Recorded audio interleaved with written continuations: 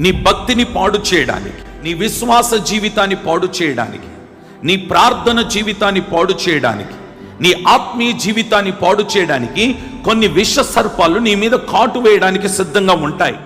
నీ సాక్ష్య జీవితాన్ని పాడు చేయాలని, నీ భక్తిలో నుండి నిన్ను తొలగించాలని, నీ ప్రార్థన జీవితంలో నుండి నిన్ను తొలగించాలని, నీ ఆత్మీయ జీవితంలో నుండి నిన్ను తొలగించాలని కొన్ని విష సర్పాలు అనగా దుష్ట శక్తులు నీ మీద ప్రయోజనాలు చేస్తుంటాయి, నీ భక్తిని పాడు చేయాలని. కానీ నువ్వు చేయాల్సిన పని ఏంటో తెలుసా?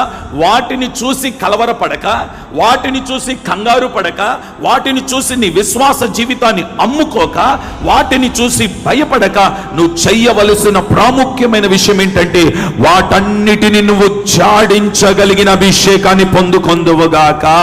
ఈ రోజుల్లో చాలా మంది జాడించే పని చెయ్యక, ఏమండి, సర్పం వేసిన కాటును చూసుకొని, కాటును పట్టుకొని కాటేసిందే అయ్యో ఏమైపోతానో అయ్యో అనుకుంటూ విశ్వాస జీవితాన్ని పాడు చేసుకుంటున్నారు. చివరికి ఆ సర్ప కాటుకు పడిపోయి తన జీవితాన్ని పాడు చేసుకుంటున్నారు, భక్తిని పాడు చేసుకుంటున్నారు, ఆత్మీయ జీవితాన్ని పాడు చేసుకుంటున్నారు. నేను అంటాను, ఎలాంటి సర్పము నీ మీద కాటు వేసినా, ఎలాంటి దుష్టుడు నీ మీద కాటు వేసినా, నీ విశ్వాసాన్ని పాడు చేయడానికి భయంకరమైన పరిస్థితులే వచ్చినా, ఎలాంటి ఇబ్బందులే వచ్చినా, ఎలాంటి శ్రమలే వచ్చినా, ఎలాంటి అప్పులేని తల మీద పడ్డా, ఎలాంటి శోధనలే నీ మీదకి వచ్చినా, వాటి వేటికి నువ్వు బెదరక, భయపడక, కలవరపడక, వాటిని అగ్నిలో జాడించగలిగిన అభిషేకమును నువ్వు పొందుకోగలిగితే ఈ పగటి వేళ నీ పేరు మారునుగాక.